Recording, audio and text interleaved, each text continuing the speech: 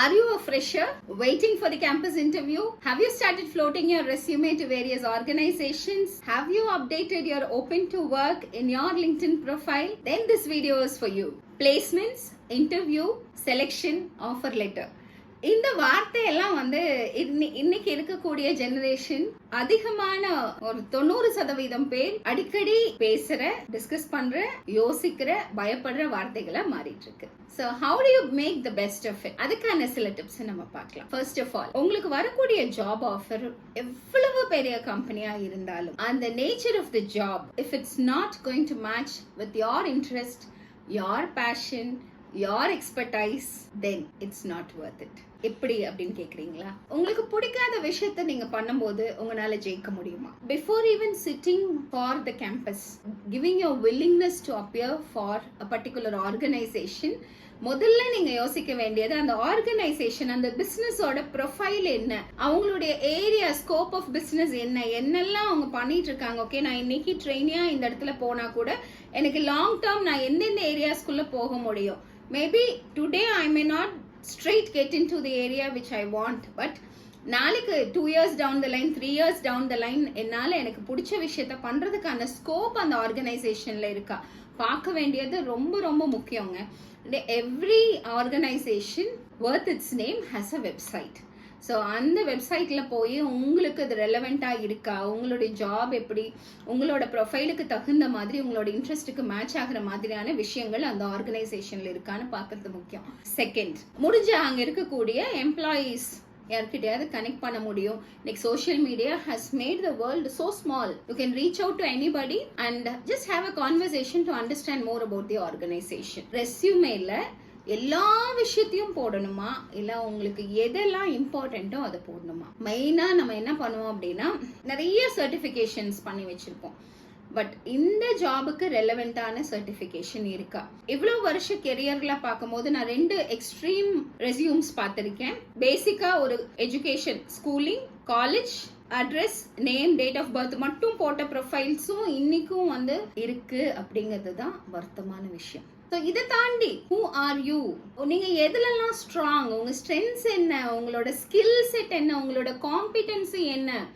So வரப்போறவங்களுக்கு உங்க பேரு வயசை தாண்டி என்ன வேலைக்கு செலக்ட் பண்ணக்கூடிய அந்த ஆர்கனைசேஷன், அந்த ஹெச்ஆர் டீம், அந்த ரெக்ரூட்டிங் டீமுக்கு என்ன விஷயம் எல்லாம் வந்து இன்ட்ரெஸ்டிங்கா இருக்கும், what is that they will look for from me.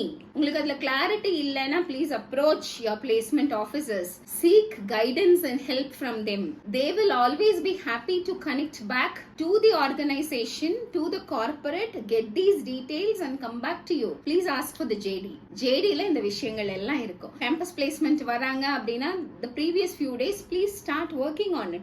இதுல எதெல்லாம் உங்களுக்கு தெரிஞ்ச விஷயம், அதுல நீங்க பிகினர் லெவல்ல இருக்கீங்களா, இல்ல உங்களோட ஸ்கில் செட் மாடரேட்டா இருக்கா, இல்ல நீங்க அட்வான்ஸ்டா இருக்கீங்களா? If you are at a beginner level, say that you are at a beginner level. நீங்க அட்வான்ஸ்டா இருக்கீங்க அப்படின்னா நீங்க ப்ரோக்ரஸ் பண்ணிட்டு இருக்கீங்க from beginner to moderate, from moderate to advanced.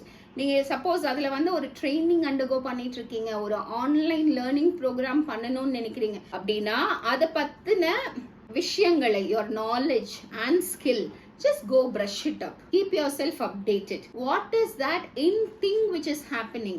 இன்னைக்கு what is the latest development in the field? All of these are important. How do you update yourself? பரவாயில்லைங்க, எல்லாருக்குமே எல்லா விஷயமும் தெரியாது, எனக்கு தெரியல, that is okay. Tell them this is what I have understood, or இது எனக்கு தெரியாது, but I definitely have a game plan to learn this. If I get selected, I'm sure I will be able to learn this. So அந்த ஒரு interest and enthusiasm towards learning is what will make a recruiter look at you as a preferred candidate. Your learning does not stop at college. What is the time and effort you are investing to upskill yourself is what a recruiter will also look for, and that will make a recruiter happy. நிறைய கான்ஃபிடென்ட்டா இருங்க, இதெல்லாம் வந்து நீங்க நிறைய கேட்டிருப்பீங்க. Where will your confidence come from? So your confidence comes from your knowledge about the subject. உங்க ரெஸ்யூம்ல ஜேடியை பார்த்துட்டு இன்னைக்கு ஏஐ ரொம்ப ஹெல்ப் பண்ணுது உங்களுக்கு. ஸோ ஏஐல வந்து டூல்ஸ் போட்டு ஏஐ சர்ச் போட்டு அதுல இருக்கக்கூடிய கீவேர்ட்ஸ் எல்லாம் எடுத்து உங்க ரெஸ்யூம்ல இன்கார்பரேட் பண்ற தப்ப தயவு செஞ்சு பண்ணாதீங்க. Even if you incorporate say I am at a beginner level. தெரியாத விஷயத்த தெரியாதுன்னு சொல்லுங்க, தெரிஞ்ச விஷயத்த கான்ஃபிடென்ட்டா பேசுங்க. there should be at least 3 points in your resume where you can dive deep into a 3-level questioning. What is the definition, what is the meaning கேக்குறாங்கன்னு வெச்சுக்கோங்க. அதுக்கு சொல்றதுக்கு உங்களுக்கு தெரியணும். அந்த நீங்க கொடுக்கிற மீனிங்ல இருந்து how will this function அப்படின்னு கேக்குறாங்க அப்படின்னா the next level of detailing சொல்றதுக்கு தெரியணும். இது பண்ணும்போது what will it cost the organization, இல்ல இதுக்கு என்ன மாதிரி resources தேவைப்படும், இதுக்கு என்ன precautions எடுக்கணும்னு the third level of question வந்து அதுக்கு சொல்ல தெரியணும். நீங்க ஒரு ரெஸ்யூம்ல உங்களுக்கு தெரியும்னு ஒரு விஷயத்தை போடுறீங்க அப்படின்னா அந்த விஷயத்துக்கு 3 லெவல் ஆஃப் ஆன்சர் உங்ககிட்ட இருக்கான்னு பாருங்க.